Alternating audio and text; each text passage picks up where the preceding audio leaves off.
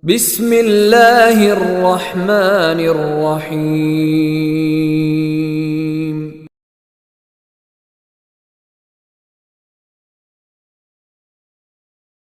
Disebutkan oleh Rasulullah dalam satu hadis, man qama ramadhana imanan wa ihtisaba ghufira lahu ma taqaddama min dhanbihi. Yang menghidupkan Ramadan dengan ibadah tadi karena Allah, maka akan diampuni dosanya oleh Allah Subhanahu wa taala. Kemudian di bulan Ramadan ada satu amalan wajib, yaitu puasa yang ya ayyuhalladzina amanu kutiba alaikumusyamu kama kutiba alal ladzina min qablikum la'allakum tattaqun. Allah memberitahu kepada kita dan menyeru khusus kita, hai orang-orang yang beriman, telah diwajibkan kepada kalian semua berpuasa seperti Allah telah wajibkan untuk umat terdahulu. Umat terdahulu ada kewajiban berpuasa, akan tapi kekhususan puasa di bulan Ramadan adalah hanya untuk umat Nabi Muhammad SAW. Dan pelipat gandaan pahala pun hanya khusus untuk umat Nabi Muhammad SAW. Dan adanya Lailatul Qadar hanya untuk umat Nabi Muhammad SAW. Umat Nabi Muhammad umurnya pendek. Kalau umat terdahulu Nabi Nuh itu umurnya hampir 1000 tahun. Jadi kalau ada anak meninggal, ada orang umurnya 300 tahun meninggal, itu mereka pada mengatakan masih muda kok mati. 300 tahun. Umur umat Nabi Muhammad antara 6 dan 70. Antara 60 dan 70. Lebih dari itu adalah bonus besar-besaran. Semoga kita mendapatkan bonus yang penuh berkah. Akan tapi biarpun umurnya pendek, tapi Allah memberikan kepada kita yang namanya Lailatul Qadar, dan itu pun bukan sekali seumur hidup kita. Setiap tahun ada Lailatul Qadar, yang malam itu bagi siapapun yang bisa menghidupkan dengan ibadah, maka malam itu lebih bagus daripada malam 1000 bulan.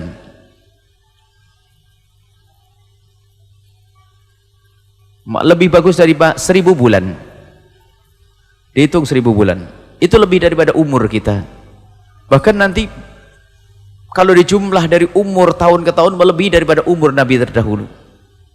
Itulah umat baginda Nabi Muhammad SAW. Umurnya pendek akan tapi mudah untuk mendapatkan pahala. Dan kalau dipikir ujiannya enteng. Sebab di dunia ini ujian, sebab Anda di ujian, ujiannya banyak, panjang atau pendek pengennya? Di kelasnya. Kalau dunia langsung ketahui paham. Nanti kalau pendek cepat mati gitu ya. Nah, kalau kita masuk kelas ujiannya pengennya jangan lama-lama deh, dites, diinterogasi atau diuji. Pengennya cepat. Karena ujian tuh gak enak. Deg-degan ditanya ini itu. Dan ujian di dunia itu ujian semua. Yang katanya enak pun ternyata juga bikin deg-degan juga. Gak punya suami, pengen suami, susah. Giliran punya suami, kadang susah katanya. Nggak punya anak susah, punya anak sakit susah. Susah. Dunia susah. Nggak punya duit bingung. Pak punya duit bingung belanja apa? Bingung, saya manusia.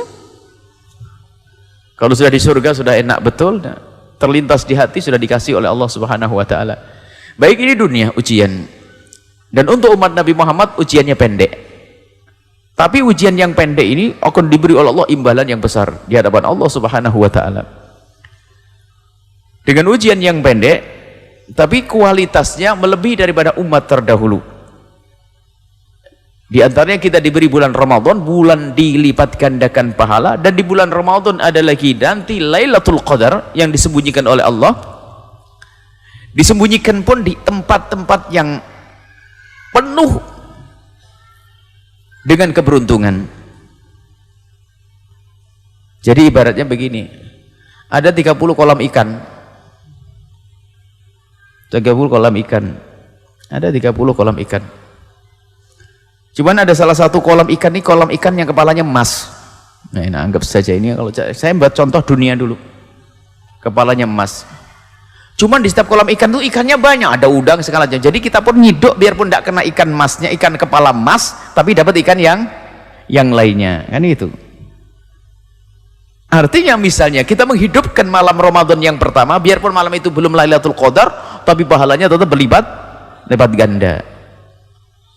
Ini umat Nabi Muhammad SAW. Malam yang kedua, kalau belum ketemu Lailatul Qadar, ternyata kita menghidupkan malam itu, kita mendapat pahala yang berlipat ganda. Dan sengaja disembunyikan. Kalau urusan dunia kita senang. Yang penting 30 kolam itu milikku, terserah disembunyikan di mana, yang penting panen terus, kan gitu. Mestinya kita, yang penting aku akan panen setiap malam. Tidak tahu Lailatul Qadarnya di malam yang mana, saya nggak tahu. Kalau kita paham urusan duit, mestinya kita lebih paham urusan ini. Kalau urusan kolam, ada 30 kolam, saya dapat, sudah panen terus, ada berapa puluh juta, baru ada kepala emasnya, ini lebih gede lagi. Cuman kepala emasnya disembunyikan. Lailatul Qadar disembunyikan oleh Allah di antara 1 bulan itu. Dan alhamdulillah disembunyikan oleh Allah supaya kita tidak terlena, dan agar hidup ini tetap enak. Kalau Lailatul Qadar dikasih tahu oleh Allah tanggal 2 Ramadan, tanggal 20 Ramadan, tanggal 21 Ramadan, pasar pun berhenti, nggak ada orang di pasar jualan, Anda bingung, sopir angkot nggak ada, Anda nggak bisa pergi kemana-mana. Karena apa? Semuanya pengen cari Lailatul Qadar. Alhamdulillah disembunyikan oleh Allah biar semuanya berjalan baik. Allah Maha Kasih. Baik. Kemudian Ramadan itu ada namanya puasa. Nah, ini puasa ini wajib. Man shoma Ramadana imanan wahtisaban ghufira lahu ma taqaddama min dhanbihi. Berpuasa di bulan Ramadan sebab pengampunan dari Allah Subhanahu wa taala. Dan buah puasa adalah ketakwaan, karena puasa itu adalah kita jujur kepada Allah, dan kita juga ikut merasakan bagaimana keadaan sesama kita yang fakir, yang pernah merasakan kelaparan. Jadi dalam berpuasa itu belajar bagaimana kita mendekatkan diri kepada Allah, sekaligus bagaimana belajar kita baik dengan sesama manusia.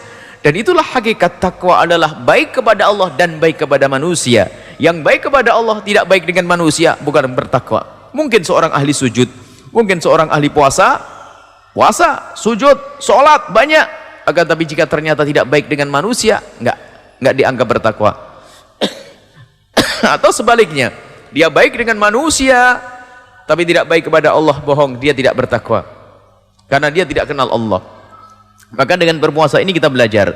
Maka janji Allah, kalau engkau berpuasa benar, la'allakum tattaqun, niscaya engkau akan menjadi orang yang bertakwa. Buah dari yang namanya berpuasa. Maka dari itu, agar kita bisa mendapatkan gelar ketakwaan, yang ketakwaan di tempatnya adalah surga, wasari'u ila maghfirati min rabbikum wa jannatin arduha samawati wal ardu iddat lil muttaqin. Agar kita mendapatkan pengampunan sekaligus surga yang disiapkan untuk orang yang bertakwa, yuk kita menjadi orang yang bertakwa dengan berpuasa. Agar kita mendapatkan gelar bertakwa, maka ayo kita benahi puasa kita. Maka hari ini, malam ini kita akan belajar bagaimana kita berpuasa yang benar. Berpuasa harus karena Allah Subhanahu wa taala, karena Allah. Dan puasa ini ibadah yang panjang, pagi sampai sore, bukan sholat 4 rakaat selesai, tidak. Ini puasa. Puasa ini khusus, Allah akan berikan pahala khusus bagi orang yang berpuasa. Semuanya pahalanya dari Allah. Tapi Allah sudah berjanji untuk puasa itu, fa innahu li wa ana ajzi bih. Itu spesial itu. Maka aku akan beri pahala yang spesial juga. Artinya begitu, khusus itu berpuasa. Maka mari kita sempurnakan puasa kita. Kita harus punya ilmu berpuasa. Malam ini kita akan belajar singkat bagaimana kita berpuasa yang benar. Yang pertama adalah niat. Setelah kita mendengar berita bahwasanya malam Id besok adalah Ramadan, maka kita sudah mulai boleh niat mulai dari tadi maghrib. Jadi mulai kapan niat untuk esok hari itu boleh? Mulai waktu maghrib tiba, itu boleh niat kita esok hari. Jangan nunggu waktu isya. Artinya tidak harus nunggu waktu isya, nunggu setelah tarawih, tidak. Jadi niat puasa itu mulainya adalah kapan kita mendengar kentong atau suara azan, berarti kita sudah masuk hari berikutnya, sudah boleh kita berpuasa niat untuk esok hari. Niat puasa esok hari. Cuman umumnya kita kalau niat kapan? Setelah tarawih. Ya boleh saja. Sampai kapan? Yang penting mulai terbitnya matahari, kita sudah mulai boleh niat untuk esok hari sampai terbitnya fajar. Kalau sudah fajar terbit, nggak boleh lagi niat. Nggak ada niat lagi kalau sudah masuk waktu subuh. Jadi waktu niat kita terbentang sepanjang malam itu. Dan kita wajib menginapkan malam, menginapkan niat. Kita tabyid, wajib kita niatnya di malam hari. Kalau kita lupa tidak niat di malam hari, puasa kita tidak sah. Maka harus niat di malam hari. Dan niat itu cukup dengan hati, dan niat itu mudah. Jangan dipersulit urusan niat. Niat itu boleh. Nawaitu shauma ghadin an adai fardhi syahri ramadhana wa hadhihi sanata fardalillahi ta'ala. Itu panjang, gak hafal saya, sudah dah. Nawaitu shauma, aku kalau dah hafal panjang itu, aku niat puasa Ramadan, selesai. Ya Allah, saya mau puasa besok, ya Allah Ramadan, selesai. Faham, Allah ngerti. Yang penting Anda bermaksud mau berpuasa esok hari. Nah ini. Niat digampangkan. Kadang-kadang nawaitu shauma hoten dipanjang-panjangin tambah ruwet. Kadang-kadang isim ghairu musharrihnya Ramadhana, Ramadhani, ini murid. Nah, ini Ramadan tetap sah kok. Jadi jangan dipersulit untuk orang. Nawaitu shauma, kalau ada belajar niat yang benar, yang lebih sempurna, bolehlah. Nawaitu shauma ghadin an adai fardhi syahri ramadhani hadhihi sanati. Kok jadi tibu ya? Itu bahasanya orang nahwu udah bingung. Ramadhan hadhihi sanati fardlillahi ta'ala. Nah, ini jadi niat yang panjang boleh, sempurna ini. Niat yang panjang sempurna boleh, tapi yang penting itu paling pentingnya niat itu apa? Aku niat puasa Ramadan, selesai. Sebab ada sebagian orang yang susah menghafal, apalagi ini ibadah tahunan. Kalau sholat kan sehari 5 kali, jadi mudah menghafalnya. Tapi kalau puasa kadang-kadang sudah nggak puasa, sudah lupa. Jadi sekarang sudah itu mulai hafal niat, nggak hafal kertasnya ketinggalan, bisa nggak puasa nanti. Jadi dimudahkan saja urusan niat. Aku niat puasa esok hari, selesai. Baik. Dan harus di malam harinya, mulai dari terbenamnya matahari sampai sebelum fajar terbit, sebelum waktu subuh.